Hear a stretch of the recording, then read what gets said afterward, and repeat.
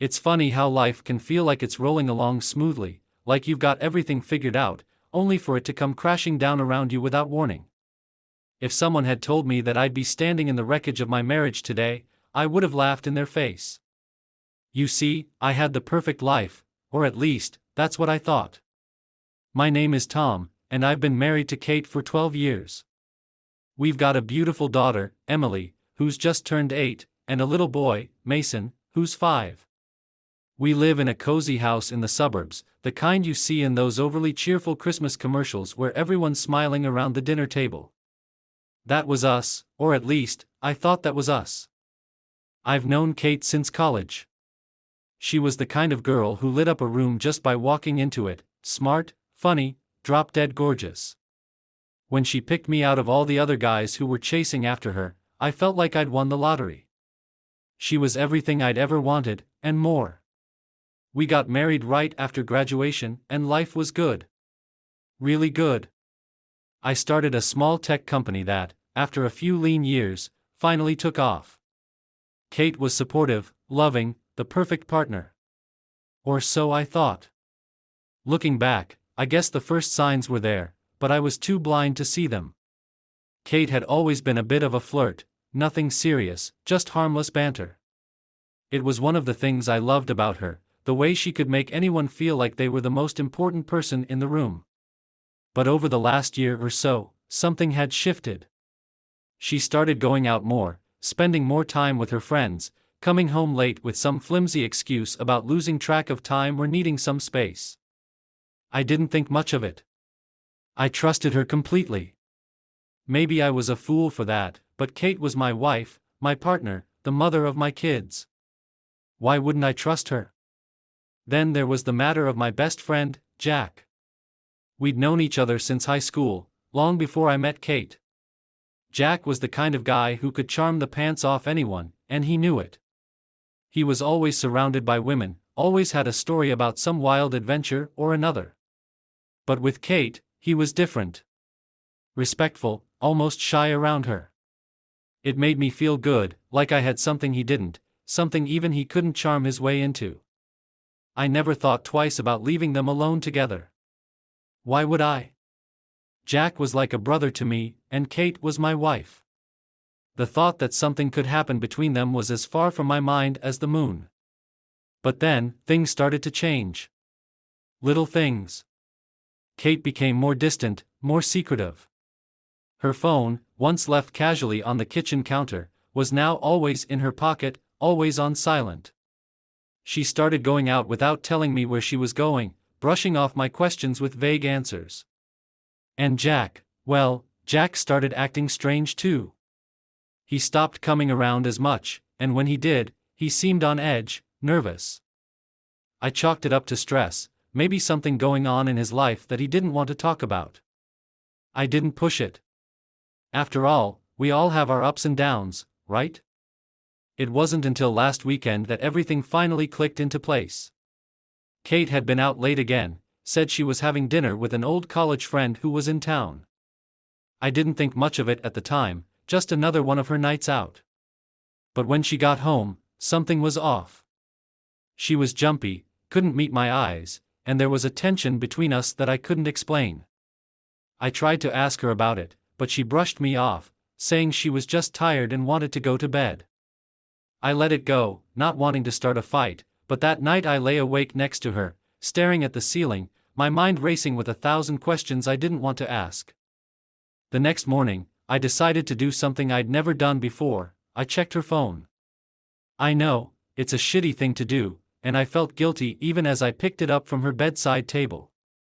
But something in my gut told me that I needed to know what was going on. Her phone was locked, of course, but I knew the code. We'd never kept secrets from each other before, or at least, I thought we hadn't. As soon as I opened her messages, my heart sank. There, right at the top, was a conversation with Jack. My best friend. The man I trusted with my life. I didn't want to believe what I was seeing, but the evidence was right there in front of me. Texts that were too flirty, too intimate for just friends. References to meetings that I knew nothing about. And then, the final nail in the coffin, a message from Jack that simply said, "Last night was amazing. Can't wait to see you again." Time seemed to freeze as I stared at that message, my mind struggling to process what I was seeing. Last night was amazing. Can't wait to see you again. It felt like my world had just been ripped apart. The woman I'd loved for over a decade, the mother of my children, had betrayed me in the worst possible way. And with Jack, of all people. My best friend.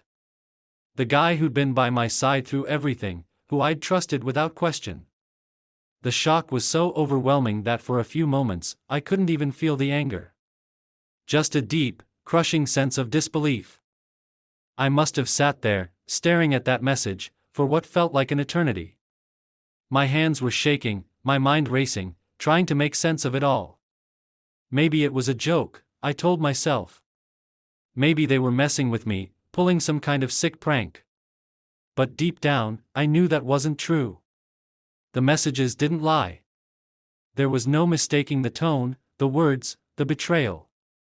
I scrolled up through the conversation, dreading what I might find. The messages were just as bad as I feared. Flirty banter, inside jokes I didn't understand, and hints at meetups that had clearly been going on for a while. The more I read, the sicker I felt. It was all there, references to places they'd been together, times they'd shared. And then, the most damning evidence of all, a string of photos. Nothing too explicit, but intimate enough that there was no doubt left in my mind. Photos of them at a bar, laughing together, with Jack's hand casually resting on her thigh. A selfie of them in what looked like a hotel room, with Kate smiling in a way she hadn't smiled at me in years. The realization hit me like a punch to the gut. This wasn't just a one-time thing. It had been going on for months, maybe even longer.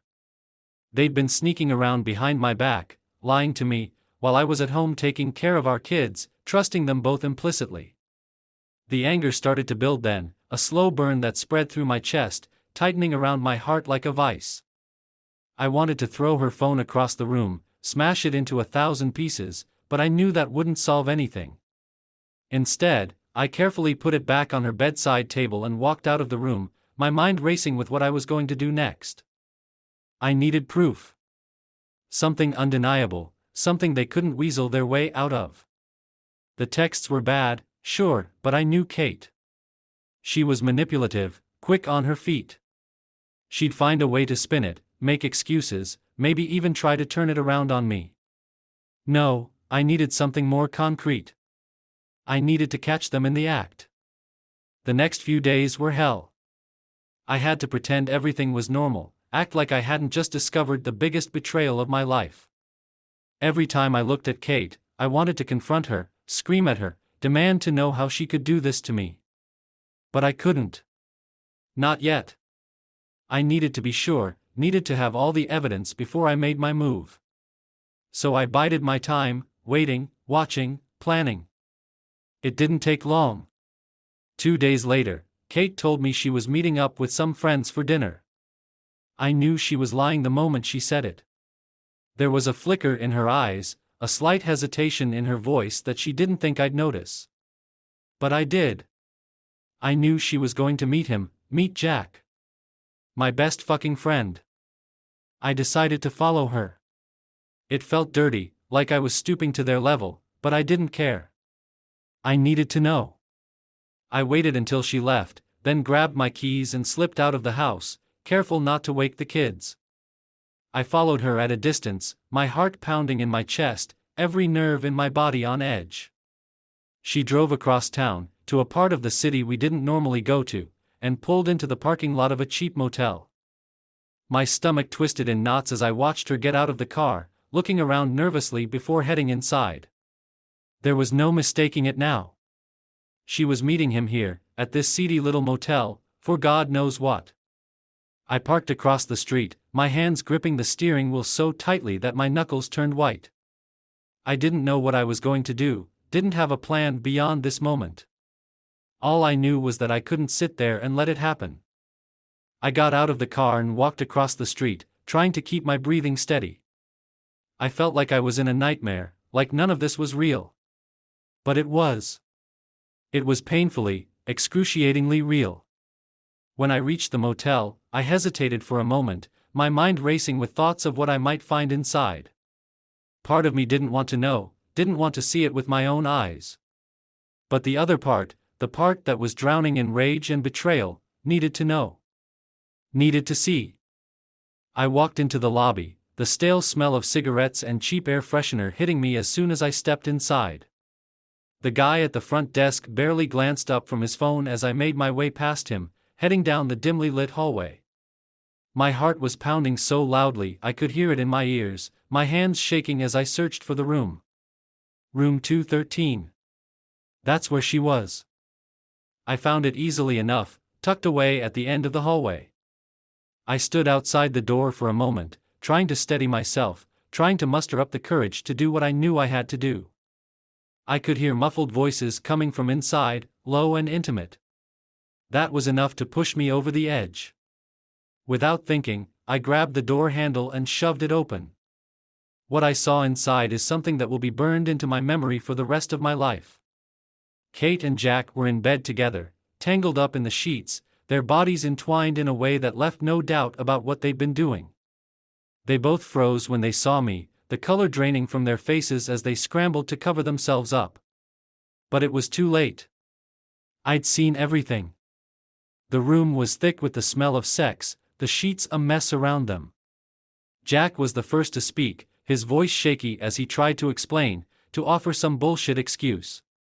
"Tom, man, it's not what it looks like." "Shut the fuck up," I snapped, my voice coming out low and dangerous, even to my own ears. I turned to Kate, who was staring at me with wide, tear-filled eyes. How could you do this to me? To our family?" She opened her mouth to speak, but no words came out. I could see the fear in her eyes, the guilt, but there was something else too, something that made my blood run cold. There was no remorse, no real regret. Just fear of getting caught. "You're disgusting," I spat, backing away from them, my heart pounding in my chest. "Both of you. You're fucking disgusting." "Tom, wait," Jack started, but I wasn't listening anymore. I turned on my heel and stormed out of the room, slamming the door behind me. I could hear them shouting after me, but their voices faded as I made my way down the hallway, my vision blurred with rage and hurt. I didn't stop until I was back in my car, my hands trembling so badly I could barely get the key in the ignition. When I finally did, I just sat there for a moment, staring out at the motel, the reality of what I'd just seen crashing down around me. Kate and Jack. My wife and my best friend. I felt like I was going to be sick. I don't know how long I sat there, but eventually, I started the car and drove home, my mind numb. I didn't cry. I didn't scream. I just drove, my hands gripping the steering wheel, my thoughts racing a mile a minute. When I got home, the house was quiet, the kids already in bed. I stood in the living room for a long time, staring at the family photos on the wall, wondering how the hell my life had come to this. When Kate finally came home, I was sitting on the couch, a glass of whiskey in my hand, waiting for her. She walked in quietly, like she was trying not to wake me, but I was wide awake, the anger simmering just beneath the surface. She stopped when she saw me, her face pale, her eyes wide with fear. "Tom. Don't," I cut her off, my voice cold and flat. "Just don't." She took a step toward me, but I held up my hand to stop her. "I saw everything, Kate. There's no point in lying about it." She hesitated, then nodded slowly, tears filling her eyes. "I'm so sorry," she whispered, her voice trembling. "I never meant for this to happen." I let out a bitter laugh, shaking my head. "You never meant for this to happen? Are you fucking kidding me? You've been sneaking around behind my back for months, maybe longer. And with Jack? My best friend? How could you do this, Kate? How could you destroy everything we've built?" "I was lonely," she said, her voice small and trembling. "You were always so busy with work, and I felt like you weren't there for me anymore. Jack, he was there. He listened to me, made me feel wanted. It just happened. I stared at her, disbelief mingling with the rage that was still burning in my chest. It just happened? I repeated, my voice rising. You're trying to tell me that you accidentally fell into bed with my best friend? Do you even hear yourself, Kate? Do you realize how fucking ridiculous that sounds? She flinched at my words, but I didn't care. The pain was too raw, too overwhelming. I felt like I was drowning in it, suffocating under the weight of her betrayal. I wanted to lash out, to hurt her the way she had hurt me, but I didn't know where to start. The woman standing in front of me, the woman I had loved for over a decade, was a stranger to me now. I didn't recognize her, didn't know how to even begin to process what she had done. I didn't want to hurt you, she said, her voice barely above a whisper. I never wanted to hurt you, Tom. Well, you did, I shot back, the anger boiling over again. You hurt me more than I ever thought possible. And not just me, what about the kids, Kate? What about Emily and Mason? Did you even think about them while you were sneaking around behind my back? Did you think about what this would do to our family? Her tears started to fall then, streaming down her face as she stood there, unable to meet my eyes. I'm so sorry, she kept repeating, like a broken record. I'm so sorry. But her words meant nothing to me. They were just empty sounds, meaningless apologies that couldn't undo what she had done. The damage was already done, and there was no going back. Our marriage was shattered, our family broken, and nothing she could say would ever change that. I drained the last of the whiskey in my glass, the burn of it doing nothing to dull the pain that was tearing me apart. You need to leave, I said finally, my voice cold and detached. I can't even look at you right now. Just get out. Tom, please, she begged, taking a step toward me, her hands outstretched. Let's talk about this. We can fix it, I swear we can. Just give me a chance to explain, to make things right. Make things right? I echoed, laughing bitterly. How the hell do you think you're going to make this right, Kate? You cheated on me. You betrayed me in the worst way possible. There's no fixing that. There's no going back to the way things were. She opened her mouth to argue, but I cut her off, my patience finally snapping. I said, get out. I shouted, the force of my words echoing through the room. I don't want to see you, I don't want to talk to you, I don't want to hear another fucking word out of your mouth. Just go. The look on her face was one of pure devastation, but I didn't care. I was too far gone, too consumed by the anger and the hurt to feel anything resembling sympathy for her. She had made her bed, literally, and now she had to lie in it. For a moment, I thought she was going to argue, to keep begging and pleading for forgiveness, but then she seemed to think better of it. She turned on her heel and walked out of the room, her shoulders slumped, her tears still falling. I heard the front door open and close, and then there was silence. I sat there on the couch for a long time, the house around me feeling eerily quiet, like it was holding its breath, waiting for something to happen. But nothing happened. There was just nothing. The emptiness inside me was overwhelming, like a black hole sucking in everything around it, leaving nothing but darkness in its wake.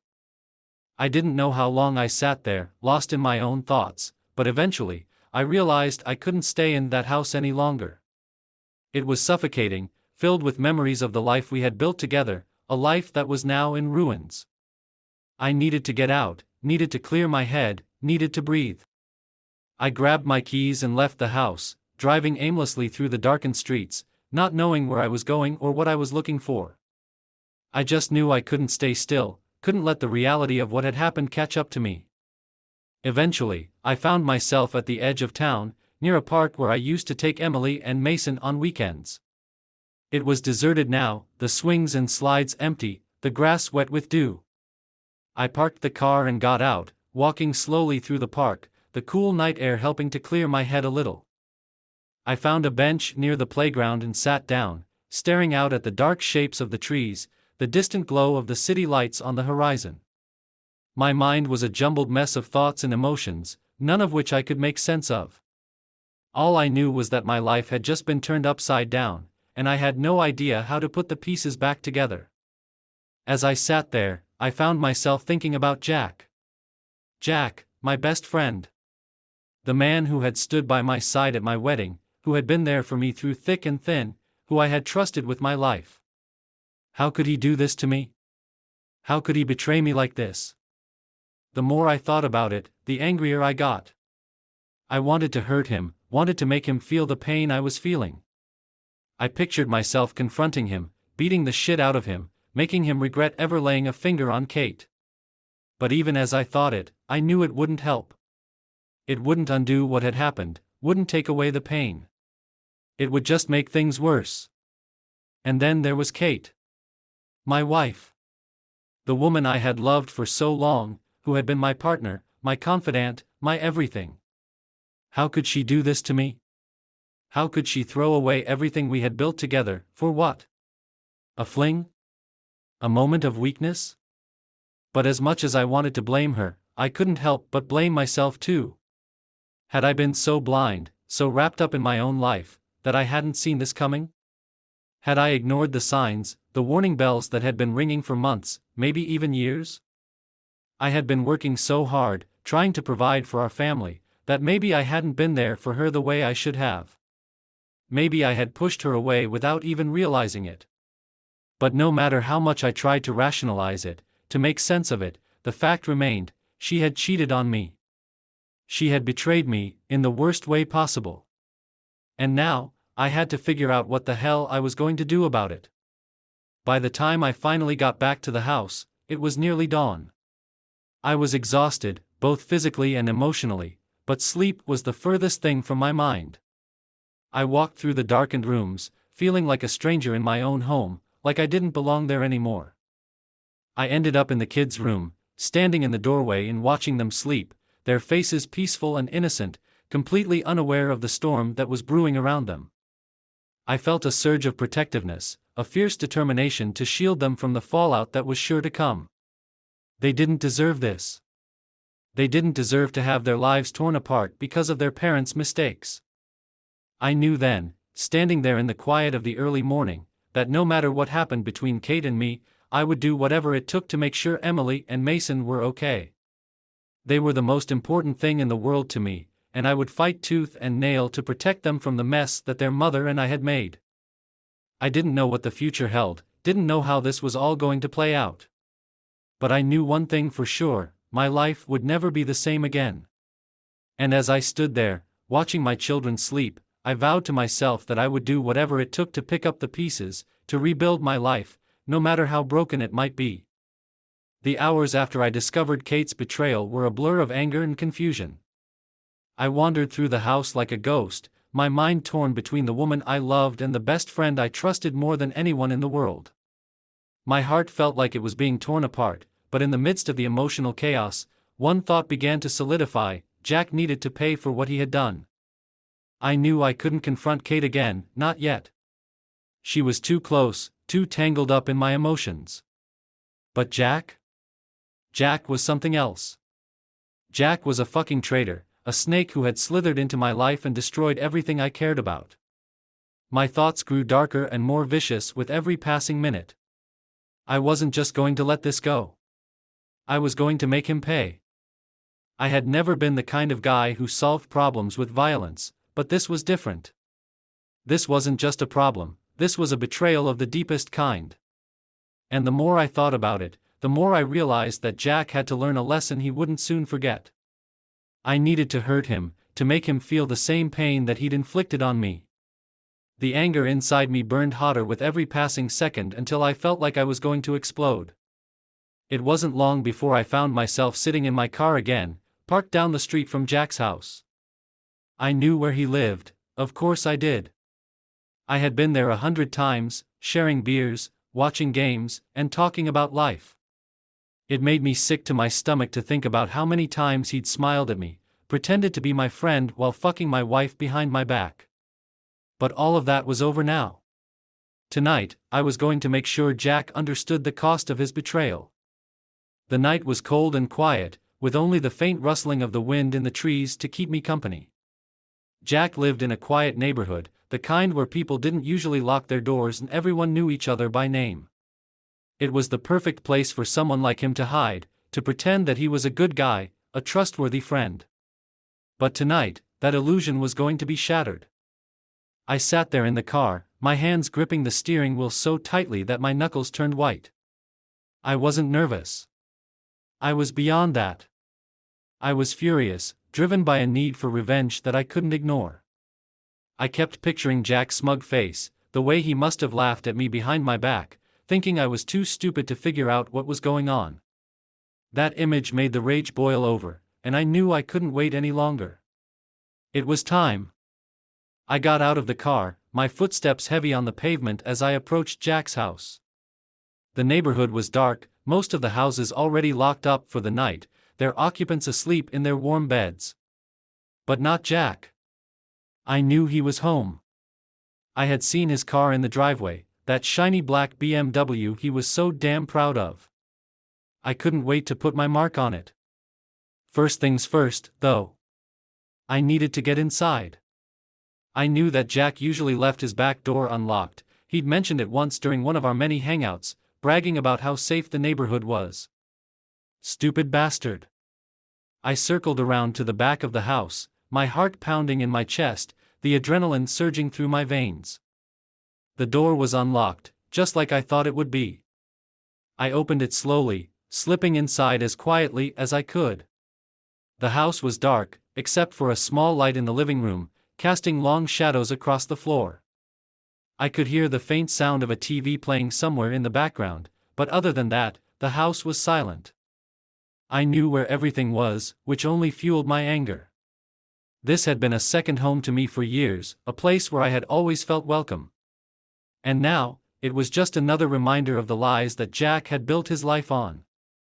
I moved through the house silently, my mind focused on the task at hand. The thought of what I was about to do should have scared me, but it didn't. It felt right. It felt like justice. Jack's bedroom was upstairs. I knew that much. But I wasn't ready for that confrontation just yet. First, I had to make sure he knew I was serious. I made my way to the garage, where Jack kept his precious BMW. The door creaked as I opened it, revealing the sleek, black car parked neatly inside. I felt a twisted satisfaction as I looked at it, knowing what I was about to do. I found a tire iron hanging on the wall and grabbed it, the cold metal reassuring in my hand. The anger was bubbling up inside me again, and this time, I didn't hold it back.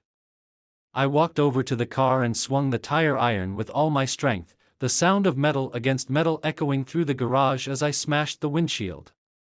It cracked immediately, spiderwebbing out from the point of impact. I hit it again, and again, until the glass was completely shattered, pieces of it falling onto the hood in a shower of glittering shards. But I wasn't done. Not by a long shot. I moved to the side of the car and slashed the tires, the sharp edge of the tire iron slicing through the rubber with a satisfying hiss. One by one, I destroyed them all, leaving the car sitting lopsided and useless. Jack loved this car. He loved it almost as much as he loved fucking my wife. And now, it was nothing more than a broken, useless hunk of metal. Just like our friendship. But the car wasn't enough. I needed to confront him, to make him see what he had done, to make him understand that he had crossed a line that could never be uncrossed. I left the garage, the tire iron still in my hand, and made my way back into the house. My footsteps were louder now, more deliberate. I wanted him to hear me coming. As I reached the stairs, I heard movement from above. Jack must have heard the noise from the garage, because I could hear him coming down the hallway, his footsteps hesitant. I smiled to myself, imagining the look on his face when he saw what I had done. When he saw me standing there, ready to deliver the punishment he so richly deserved. I reached the top of the stairs just as Jack came around the corner. He froze when he saw me, his eyes widening in shock. For a moment, we just stared at each other, the silence between us heavy with everything that had gone unsaid for so long. Then, his gaze dropped to the tire iron in my hand, and I saw the realization dawn on his face. "Tom, what the hell are you doing here?"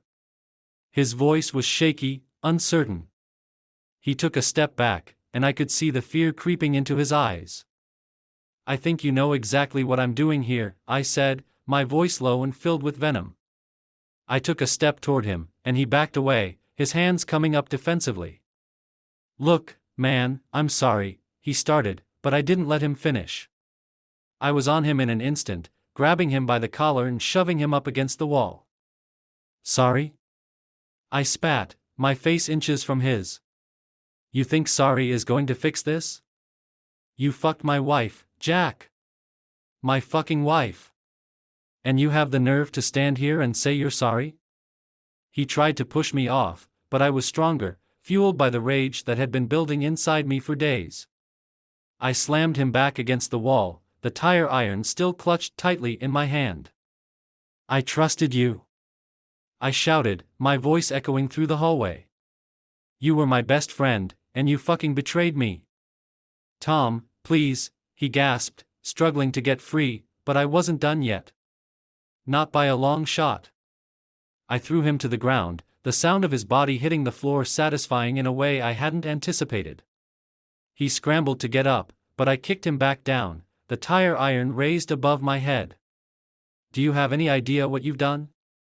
I growled, my voice trembling with the intensity of my anger. "Do you have any idea what you've destroyed?" "Tom, please, don't do this," Jack begged, his voice choked with fear. But I didn't care. I wanted him to be afraid. I wanted him to know that he had fucked with the wrong person. I stood over him, breathing heavily, the tire iron still raised. For a moment, I considered it, really considered bringing it down on him, making him feel the pain that he had caused me. But then, something inside me shifted. I realized that if I did this, if I crossed this line, would never be able to come back. I would lose more than just a friend, I would lose myself. Slowly, I lowered the tire iron, my hands shaking as I let it drop to the floor with a heavy thud. Jack was still lying on the ground, his eyes wide with terror, his breath coming in short, panicked gasps. I could see the relief in his eyes when he realized I wasn't going to kill him, but it did nothing to calm the storm inside me. "I want you out of my life," I said quietly, my voice cold and flat. "You're dead to me, Jack. Do you hear me? You're fucking dead." He nodded frantically, his eyes wide with fear as he struggled to catch his breath. The sight of him cowering on the floor, the so-called friend who had shattered my life, stirred something ugly inside me, but I forced myself to keep control. Jack wasn't worth losing everything over. But he was going to remember this night for the rest of his miserable life. "Listen to me," I said, my voice low but trembling with intensity. "You're going to disappear. You're going to pack up your shit, and you're going to get the hell out of this town. If I ever see your face again, I won't be as forgiving." Jack nodded again, still too stunned to speak. I could see the fear in his eyes, the realization that this wasn't a bluff. I meant every word. He had destroyed my life, and now I was destroying his. I bent down, grabbing his face roughly, forcing him to look at me. "And if you ever so much as think about contacting Kate again, if you ever try to talk to her, or if I find out you've even looked in her direction, I will finish what I started here tonight. Do you understand me?" "Yes," he stammered, his voice barely more than a whisper. "I understand, Tom. I swear. I'll go. I'll leave." I stared at him for a long moment, my grip tightening on his jaw. Part of me wanted to hurt him more, to make sure he really understood the depth of my rage. But the sight of him, broken and terrified on the floor, was enough. For now. "Good," I said finally, releasing him and stepping back. I watched as he scrambled to his feet, his eyes darting around like a cornered animal. He was shaking, and I could tell he was barely holding it together. "Now get out of my sight." Jack didn't need to be told twice. He bolted down the stairs, stumbling in his haste to get away from me. I listened to the sound of the front door slamming behind him, then the screech of tires as he sped off into the night. I stood there in the hallway, the silence settling around me like a heavy fog. The adrenaline was starting to wear off, leaving me feeling empty and exhausted. I looked down at the tire iron lying on the floor and kicked it aside, the clatter echoing through the house. For a moment, I just stood there, trying to catch my breath, trying to make sense of what I'd just done. The rage that had driven me here, that had pushed me to the brink of something unthinkable, was starting to ebb away, leaving a hollow ache in its place. I turned and walked back downstairs, through the house that once felt like a second home to me, but now felt as foreign and hostile as a battlefield. The living room was dark and quiet, the TV still playing some muted infomercial in the background. I walked into the garage and surveyed the damage I'd done to Jack's car. The sight of the shattered windshield and slashed tires didn't bring me the satisfaction I thought it would.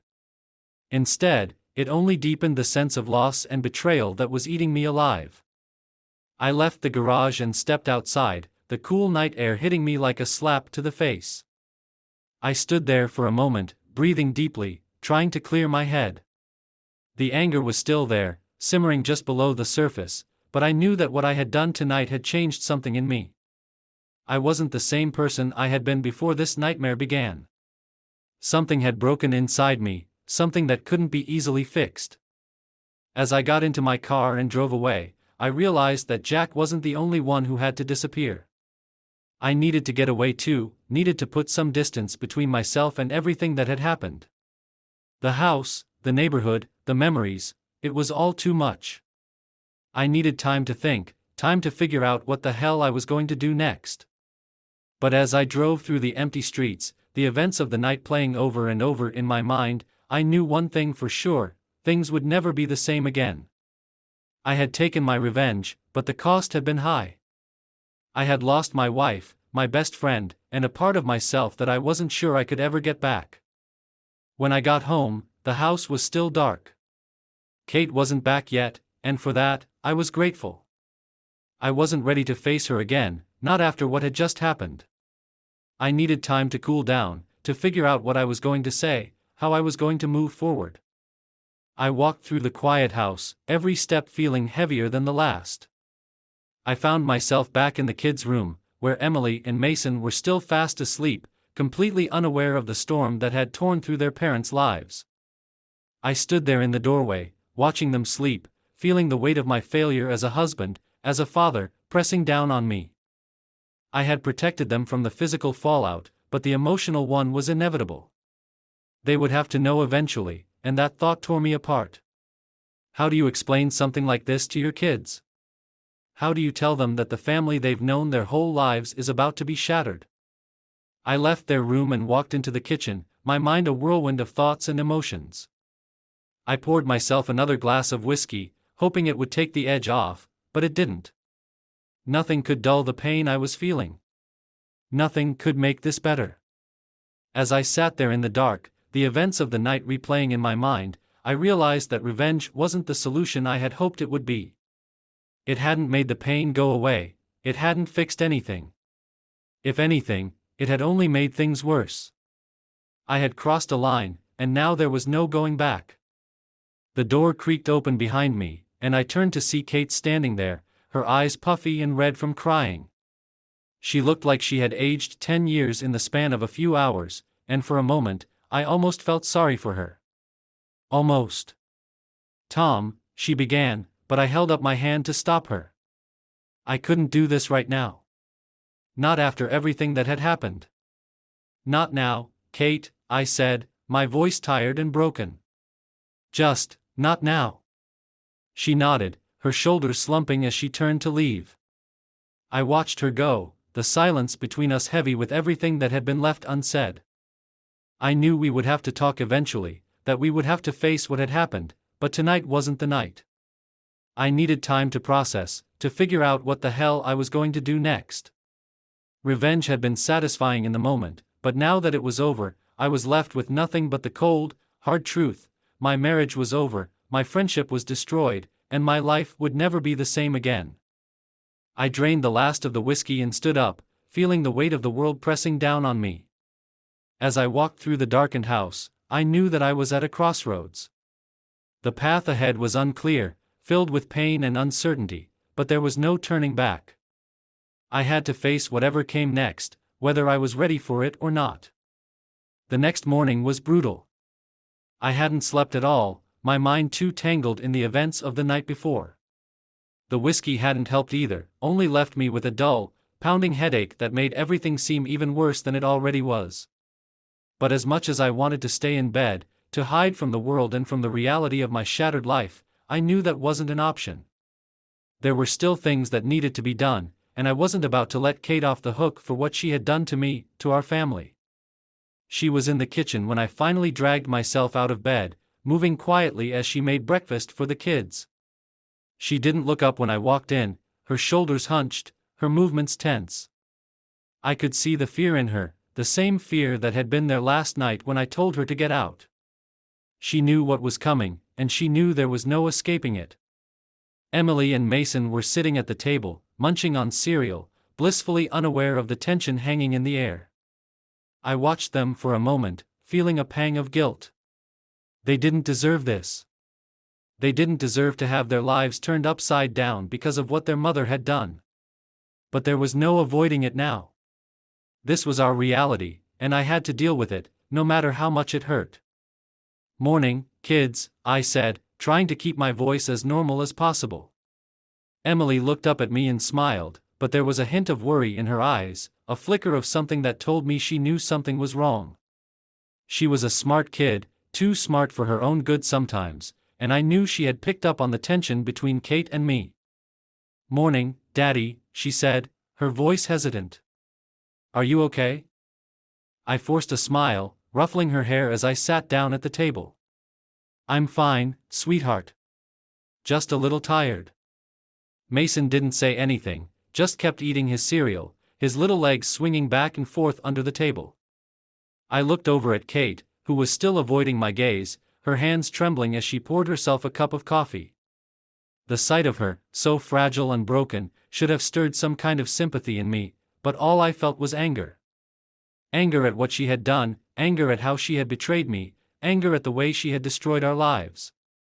I waited until the kids had finished their breakfast and had gone upstairs to get ready for school before I finally spoke. The moment they were out of earshot, I turned to Kate, my voice low and hard. "We need to talk." She flinched at the sound of my voice but didn't look up. Instead, she set down her coffee cup and slowly turned to face me, her eyes filled with tears. "Tom, I know you're angry." "Angry?"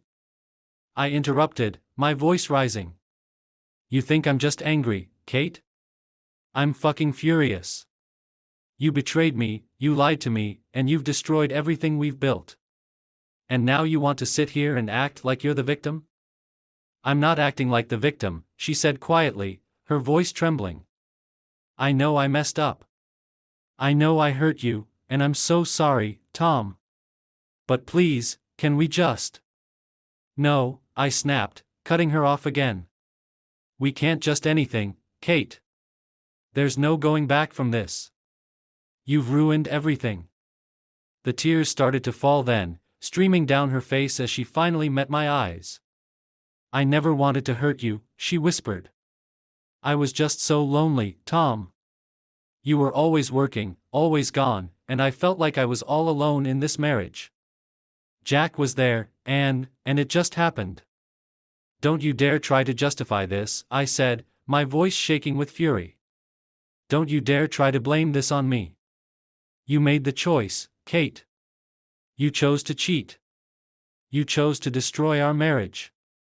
And now you're going to have to live with the consequences." She broke down then, sobbing into her hands, her shoulders shaking with the force of it. But I couldn't bring myself to feel sorry for her. Not after everything she had done. Not after the way she had torn our family apart. "Tom, please," she begged through her tears. "I'll do anything to make this right. Please, just give me a chance. We can go to counseling, we can work on this. I love you, and I don't want to lose you." I stared at her, the anger bubbling up inside me again. "Counseling?" She thought we could just talk this out, like it was some kind of minor issue that could be fixed with a few therapy sessions? It was almost laughable, the way she was grasping at straws, trying to salvage something from the wreckage she had caused. "Do you really think I can just forget what you did?" I asked, my voice cold and flat. "Do you think I can just forgive and move on, like nothing happened? You fucked my best friend, Kate. You lied to me, and you lied to our kids. There's no fixing that. There's no going back." Her sobs grew louder, but I couldn't bring myself to care. I had heard enough of her excuses, her apologies. It was time for her to face the consequences of her actions. I got up from the table, pushing my chair back with enough force to make it scrape loudly against the floor. "I want you out," I said, my voice calm but firm. "Pack your things and get the hell out of my house." She looked up at me, her eyes wide with shock. "What? Tom, no, please." "I'm done, Kate," I said, cutting her off. "I'm done with your lies, your betrayal. I'm done with you. I want a divorce, and I want you out of here by the end of the day." The look on her face was one of pure devastation, but it did nothing to soften my resolve. This was what needed to happen. There was no saving our marriage, no going back to the way things were. She had made her choice, and now she had to live with it. "Where am I supposed to go?" she asked, her voice trembling. "I don't care," I said coldly. "Go to your parents, go to a hotel, I don't give a damn. Just get out." Her tears continued to fall, but I turned away from her, unable to stand the sight of her any longer. I walked to the door and paused, not looking back. "And don't think for a second that you're going to get away with this in the divorce," I said, my voice hard. "I'm going to make sure you get nothing. You're going to be left with exactly what you deserve, nothing." With that, I walked out of the kitchen, leaving her sobbing at the table. I knew that this was only the beginning, that there was still a long road ahead of us, filled with lawyers and court battles and all the ugliness that comes with a divorce. But for now, I had done what I needed to do. I had taken the first step in taking back control of my life, and I wasn't going to let her drag me down any further. I went upstairs to get ready for the day, trying to push the image of her broken face out of my mind. The anger was still there, burning hot and fierce, but underneath it, there was a strange sense of relief. For the first time since I had found out about the affair, I felt like I was in control again. Like I was taking back my life, piece by piece. When I came back downstairs, Kate was gone. I didn't know where she had gone, and I didn't care. All that mattered was that she was out of my house, out of my life. I knew she would be back to get her things, but I would make sure I wasn't there when she did. I couldn't stand to see her again, not yet. Not while the wounds were still so raw. I took the kids to school, trying to act as normal as possible, but I could see the worry in Emily's eyes, the confusion in Mason's. They knew something was wrong, but they were too young to understand what it was. I wanted to protect them from this, to shield them from the fallout of their mother's betrayal, but I knew that was impossible. They were going to be hurt by this, no matter what I did. As I drove home after dropping them off, my mind raced with thoughts of what was to come. The divorce would be ugly, I knew that much. Kate wasn't going to go quietly, especially not after the way I had kicked her out. But I was ready for it. I was ready to fight, to make sure she didn't get a single penny more than she deserved. She had taken enough from me already. She wasn't going to take anything else.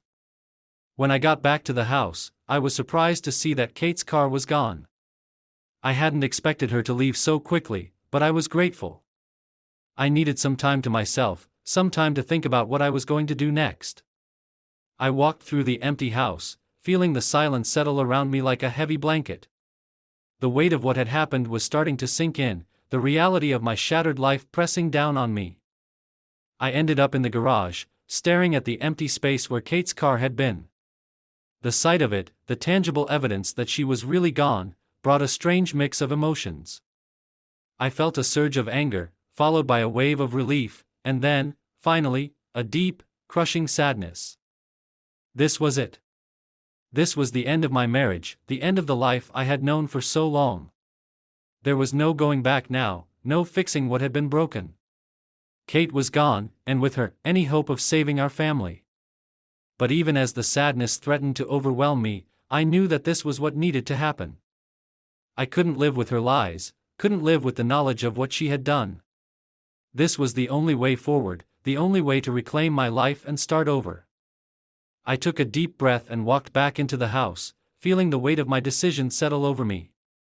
The road ahead was going to be long and painful, but I was ready for it. I had taken my revenge on Jack, and now I had taken my revenge on Kate.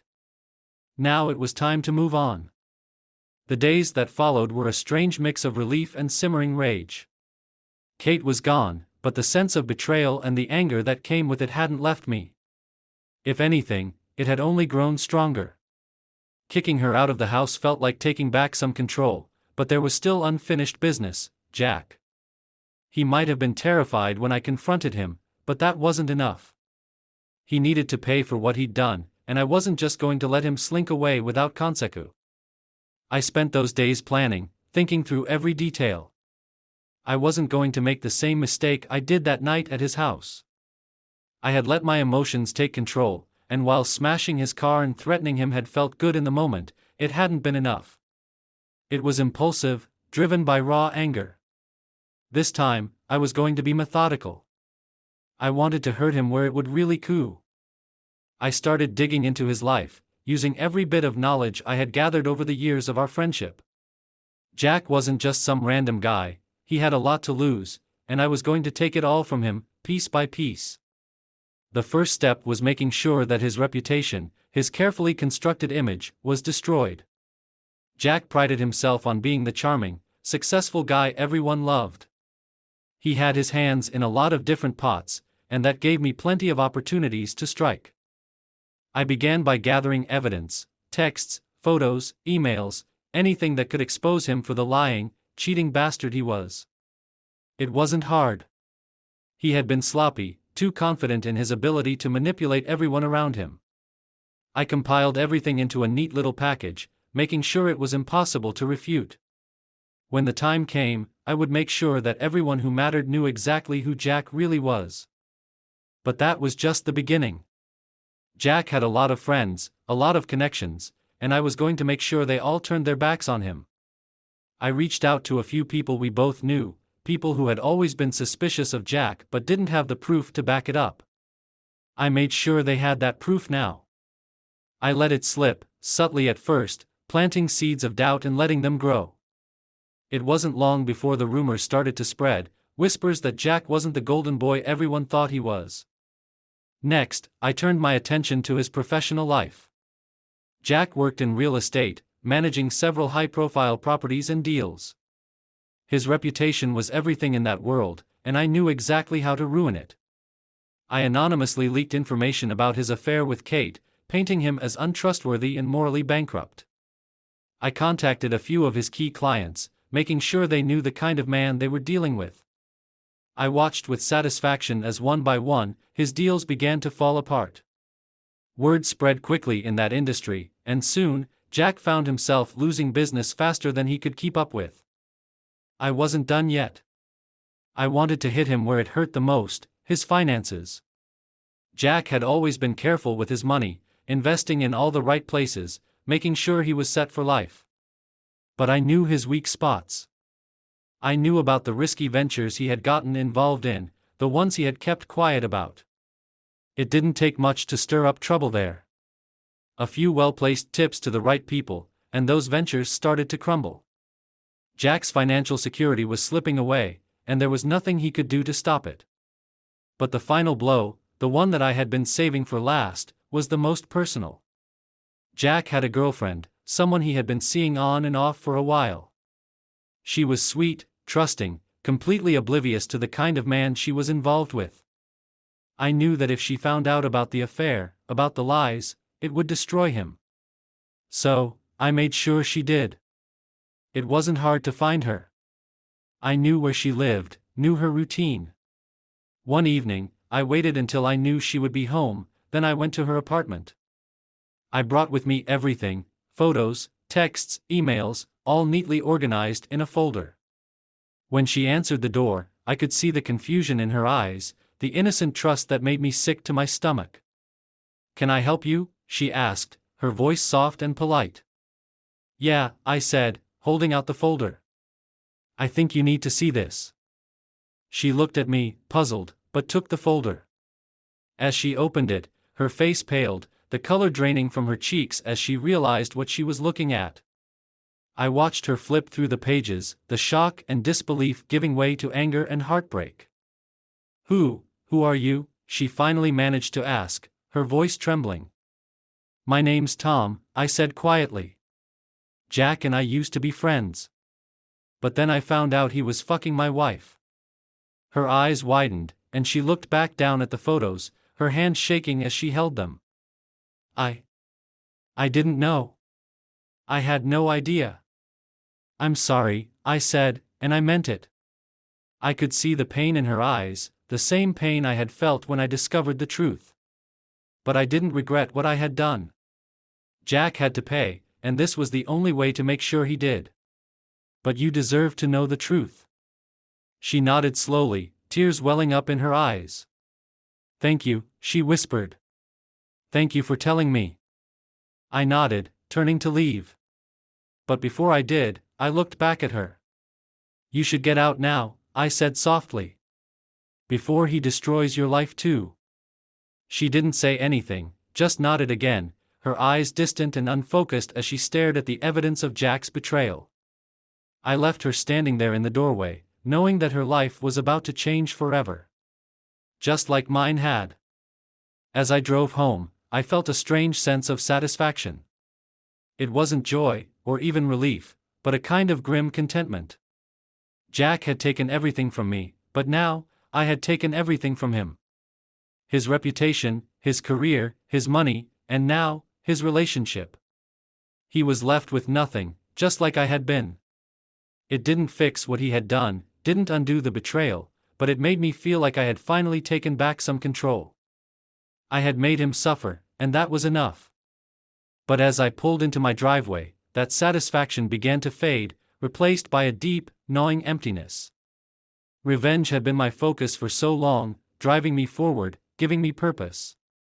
But now that it was over, I was left with the reality of my life, the life that was in ruins.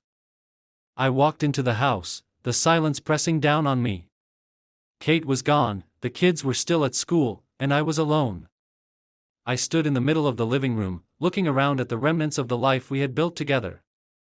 The photos on the wall, the toys scattered on the floor, the couch where we used to sit together as a family, all of it was tainted now, a constant reminder of what I had lost. I sank down onto the couch, my head in my hands. The anger, the drive for revenge, had kept me going, but now that it was gone, all I could feel was the crushing weight of everything that had happened. The realization that my marriage was over, that my best friend had betrayed me, that my family was broken beyond repair, it was all too much. For the first time since this nightmare began, I allowed myself to break down. I buried my face in my hands and cried, the sobs racking my body as the full weight of my loss hit me. I had taken my revenge, but it hadn't brought me the closure I had hoped for. It hadn't healed the wounds or made the pain go away. It had only left me feeling more alone, more empty than ever before. Eventually, the tears slowed, and I was left sitting there in the darkened room, the silence closing in around me. I knew I had to pull myself together, had to figure out what to do next. I still had my kids to think about, still had to rebuild my life, somehow. But in that moment, all I could do was sit there, the weight of everything pressing down on me, suffocating me. Jack was ruined, just like I wanted him to be. But in the process, I had ruined myself too. The man I used to be, the man who loved his wife and trusted his friend, was gone. And I didn't know how to get him back. The days after I took my revenge on Jack were some of the loneliest I've ever experienced. The satisfaction of tearing his life apart faded quickly, leaving behind a hollow ache that nothing seemed to fill. My house, once filled with the sounds of laughter and family, was now a silent tomb. I spent my days going through the motions, taking the kids to school, going to work, trying to keep up the appearance of normalcy, but inside, I was drowning. The betrayal, the anger, the emptiness, it was all consuming. Kate had been staying with her parents since I kicked her out. I hadn't spoken to her, and she hadn't tried to contact me. Part of me was grateful for the silence, for the space to try to process everything, but another part of me was dreading the inevitable conversation we'd have to have. Divorce wasn't just about ending our relationship, it was about dismantling our lives, dividing everything we'd built together. And as much as I wanted to hate her, to hold on to my anger, I couldn't deny that the thought of going through that process made me sick to my stomach. Finally, after days of avoiding it, Kate called. The sound of her name on my phone's screen sent a wave of nausea through me, but I knew I couldn't avoid her forever. I took a deep breath and answered. "Tom," she said, her voice hesitant, almost pleading. "Can we talk? Please?" There was a part of me that wanted to hang up, to tell her there was nothing left to say. But I knew that wasn't true. We had a lot to talk about, whether I wanted to or not. "Yeah," I said, my voice flat. "We need to." "Can I come over?" she asked, and I could hear the hope in her voice, the fragile, desperate hope that maybe, just maybe, we could work things out. I didn't want to give her that hope, didn't want to give her any reason to think that things could ever go back to the way they were. But I also knew that this conversation needed to happen face to face. "Fine," I said. "Come over after the kids go to bed." "Okay," she whispered, and I could hear the relief in her voice. "I'll see you then." I hung up, staring at the phone in my hand for a long time, trying to steady myself. I knew what I had to do, but that didn't make it any easier. No matter how much she had hurt me, no matter how much I wanted to hate her, there was still a part of me that loved her, a part of me that didn't want to see her suffer. But that part of me was getting smaller every day, drowned out by the anger, the betrayal, the pain. That evening, I went through the motions of putting the kids to bed, trying to act as normal as possible. Emily seemed quieter than usual, her eyes watching me with a worry that made my chest tighten. She was picking up on everything, sensing the tension, the distance, and it was breaking my heart. "Daddy," she said quietly as I tucked her in, "is Mommy coming home soon?" Her question hit me like a punch to the gut, and for a moment, I couldn't find my voice. How could I explain to my little girl that her mother wasn't coming home, that our family was falling apart? How could I make her understand that everything was changing, and there was nothing I could do to stop it? "I don't know, sweetheart," I said finally, forcing a smile that felt wrong on my face. "But no matter what happens, I'm always going to be here for you. Okay?" She nodded, her eyes wide and serious. "I love you, Daddy." "I love you too, Emily," I said, leaning down to kiss her forehead. "More than anything." I left her room and stood in the hallway for a moment, my heart heavy. I could hear Mason's soft snores from the next room, the peaceful sounds of my children oblivious to the storm brewing around them. I wanted to protect them, to shield them from the pain that was coming, but I knew I couldn't. They were going to be hurt by this, no matter what I did. When the kids were finally asleep, I went downstairs to wait for Kate. The house was quiet, too quiet, the ticking of the clock on the wall the only sound. I sat on the couch, my hands clenched into fists, my mind racing with thoughts of what I was going to say. How do you tell the woman you once loved that it's over, that there's no going back? How do you find the words to end a marriage, to destroy the life you built together? I didn't have the answers. I didn't know how to do any of this. But I knew it had to be done. When the doorbell rang, I felt a surge of dread. This was it. The moment I had been dreading since the day I found out about the affair. I forced myself to stand, to walk to the door, to face the woman who had betrayed me. Kate was standing on the porch, her eyes red and puffy from crying, her face pale and drawn. She looked fragile, broken, and for a moment, I almost felt sorry for her. Almost. "Hi," she said softly, her voice trembling. "Hi," I replied, stepping aside to let her in. The house felt even quieter with her inside, the air thick with tension and unspoken words. She walked into the living room and stood there awkwardly, her arms wrapped around herself as if she was trying to hold herself together. I could see the fear in her eyes, the uncertainty, and it only made me angrier. She had done this. She had destroyed everything, and now she was standing here, acting like the victim. Tom, she began, her voice breaking, I'm so sorry. I know I've said it before, but I need you to know how much I regret what I did. I never meant to hurt you. I let out a bitter laugh, shaking my head. You never meant to hurt me? What did you think was going to happen, Kate? Did you think you could just fuck my best friend and get away with it? Did you think I'd just forgive you and everything would go back to normal? She flinched at my words, her eyes filling with tears. No, I don't know what I thought. I was lonely, Tom. I felt like you weren't there for me anymore, like you didn't care. Jack was there, and I made a mistake. A horrible mistake. I stared at her, the anger boiling inside me, but underneath it all, there was something else. A deep, aching sadness. A mistake? You call fucking my best friend a mistake? Yes, she said, her voice trembling. It was the worst mistake of my life. I don't expect you to forgive me, but I need you to know that I love you, Tom. I never stopped loving you. I shook my head, the words feeling hollow, meaningless. If you loved me, you wouldn't have done this. You wouldn't have destroyed our family. She took a step toward me, her hands outstretched, pleading. Please, Tom, we can fix this. We can go to counseling, we can work through this. I'll do anything to make it right. Make it right? I repeated, my voice cold. There's no making this right, Kate. You destroyed everything. You destroyed our marriage, our family, everything we built together. There's no going back from that. She started to cry then, her shoulders shaking with the force of it. I'm so sorry, Tom. I wish I could take it back. I wish I could undo everything. Please, just give me a chance. I love you, and I can't lose you. Her words hit me like a wave, the desperation, the fear, the raw emotion in her voice. And for a moment, just a moment, I felt the pull of the life we once had, the life I had loved. The memories of the good times, the love we had shared, the family we had built, it all came rushing back, and it hurt like hell. But then I remembered the betrayal, the lies, the pain she had caused. I remembered the sight of her in that motel room with Jack, the way she had torn my life apart.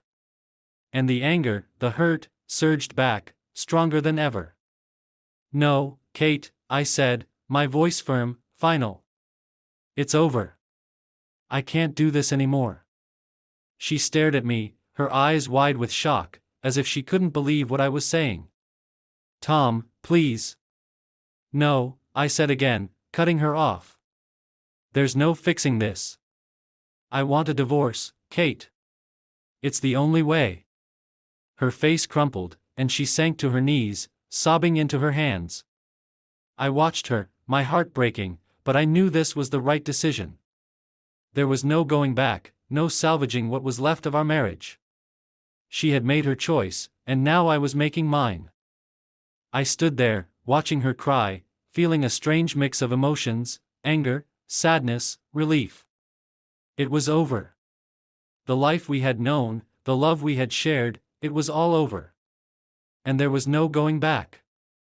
Finally, after what felt like an eternity, Kate looked up at me, her face streaked with tears, her eyes filled with pain. What about the kids? She whispered, her voice broken. What are we going to tell them? The question hit me like a ton of bricks. The kids. Emily and Mason. The thought of them, of how this was going to affect their lives, brought a fresh wave of guilt crashing over me. They were innocent in all of this, and yet they were the ones who would suffer the most. We'll figure it out, I said quietly, trying to keep my voice steady. We'll tell them together. We'll make sure they know that this isn't their fault, that we both love them. She nodded, her tears still falling, but there was a resignation in her eyes now, an acceptance of the reality we were facing.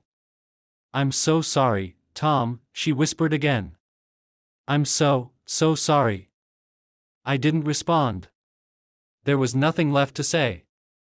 The apologies, the tears, the regret, it all felt meaningless now. The damage was done, and there was no undoing it. "Go home, Kate," I said finally, my voice tired. "We'll talk to the kids tomorrow." She looked at me for a long moment, as if she wanted to say something more, but then she nodded and slowly got to her feet. She looked so small, so defeated, as she walked to the door, her shoulders slumped, her head bowed. "Goodbye, Tom," she whispered as she opened the door. "Goodbye, Kate," I said, my voice barely more than a whisper. She walked out of the house, and I stood there, listening to the sound of her car starting, the engine fading into the distance as she drove away. The silence that followed was deafening, the finality of it sinking in.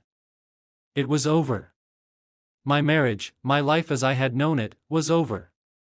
I was alone, left to pick up the pieces of a life that had been shattered beyond repair. And as I stood there in the empty house, the weight of it all pressing down on me, I realized that I had no idea how to move forward, how to rebuild, how to start over. The only thing I knew for sure was that nothing would ever be the same again.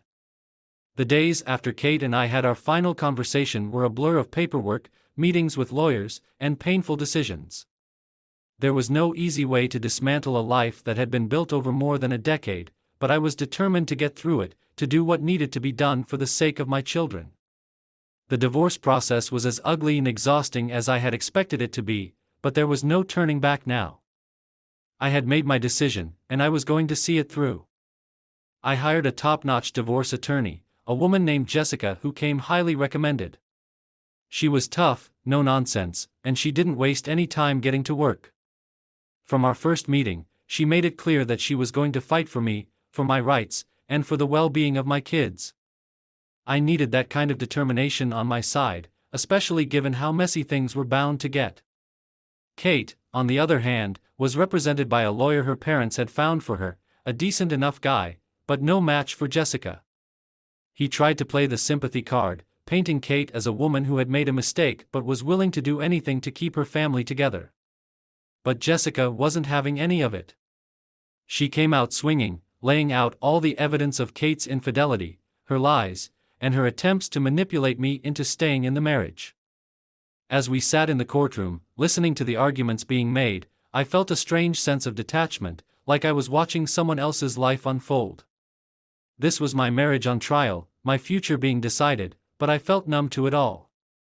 Maybe it was the exhaustion, the emotional toll of everything that had happened, or maybe it was just that I had already made my peace with the end of our marriage. Whatever it was, I was just glad it was finally coming to a head. The real battle, of course, was over the kids. Both Kate and I wanted full custody, but for very different reasons. Kate wanted to maintain control, to keep the image of the doting mother who had made a mistake but was still capable of raising her children. I, on the other hand, was fighting for their safety, their stability. I knew that if Kate had full custody, the kids would be caught in the crossfire of her guilt, her manipulation, and her attempts to make herself look like the victim. Jessica was relentless in her arguments. She brought up every instance of Kate's irresponsibility, her dishonesty, and her failure to put the kids first during her affair. She pointed out that Kate had been more focused on her own needs, her own desires, than on the well-being of her children. She painted a picture of a woman who wasn't capable of providing the stable, loving environment that Emily and Mason needed. Kate's lawyer tried to push back, arguing that Kate was still a loving mother, that her affair had nothing to do with her ability to care for her children. But the evidence was overwhelming. The text messages, the photos, the lies, they all painted a picture of a woman who had put her own selfish desires ahead of her family. The judge listened carefully, asking questions, considering the evidence, and I could see the doubt in his eyes as he looked at Kate. Throughout it all, Kate sat quietly, her eyes downcast, her hands clasped tightly in her lap. She didn't try to argue, didn't try to defend herself. It was like she had already accepted that she was going to lose. And in a way, she had. She had lost her marriage, her best friend, and now she was on the verge of losing her children. It was heartbreaking to watch, but I couldn't afford to let that affect me. I had to stay focused on what mattered most, my kids. The court proceedings dragged on for weeks, with endless meetings, negotiations, and compromises. But in the end, the judge made his decision.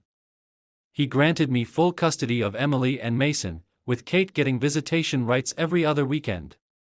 The relief that washed over me when I heard the judge's ruling was overwhelming. For the first time in what felt like forever, I could breathe again. Kate looked devastated, her face pale and drawn as the judge's words sank in. I could see the tears welling up in her eyes, but she didn't say anything. She just nodded, accepting the reality of what was happening. I knew that this was going to be incredibly hard for her, that she was going to struggle with the loss of custody, but I also knew that it was the right decision. The kids needed stability, and I was going to do everything in my power to provide that for them. The aftermath of the divorce was difficult, to say the least.